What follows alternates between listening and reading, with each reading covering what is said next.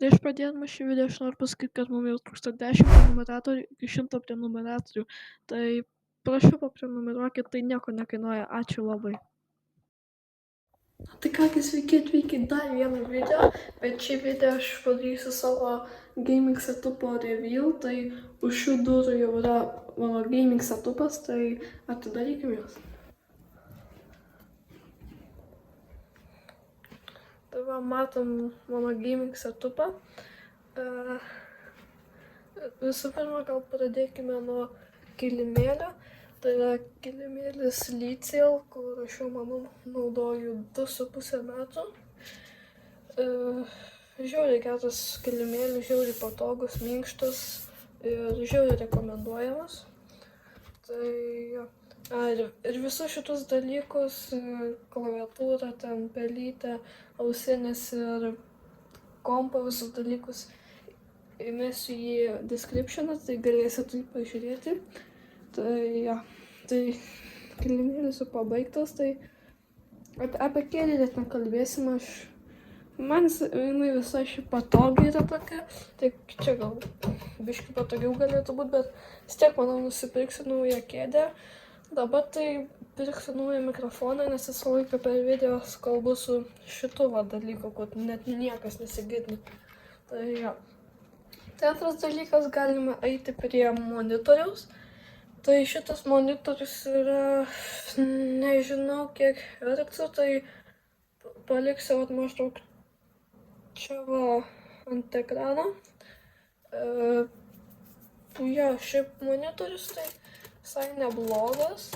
Planuoju gauti antrą, o čia kažkur, gal ten streaminimo, tai filmavimo, dėl visų šitų dalykų. Tai po to galima eiti prie lempos. Tai šita lempa man visai patogi, tik dabar aš ją išjungęs esu, bet kai filmuoju videos, kai yra tamsu arba kažkas tokio, tai ją įsijungiu ir labai man padeda jinai. Tai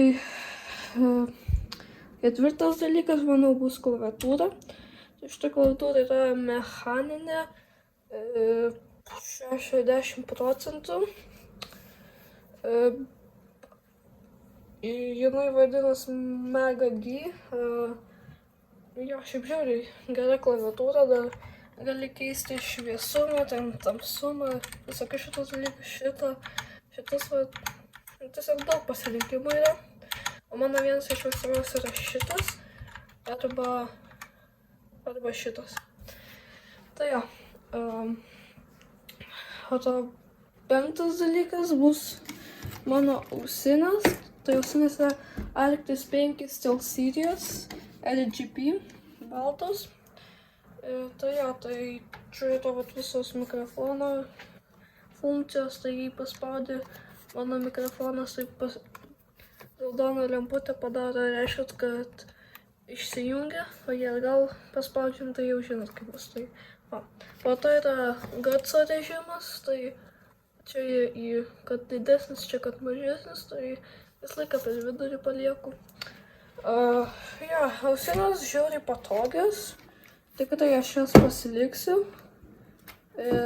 Kitų net neplanuoju realiai pirkti, tai ja, tai manau šitas tikrai pasiliks.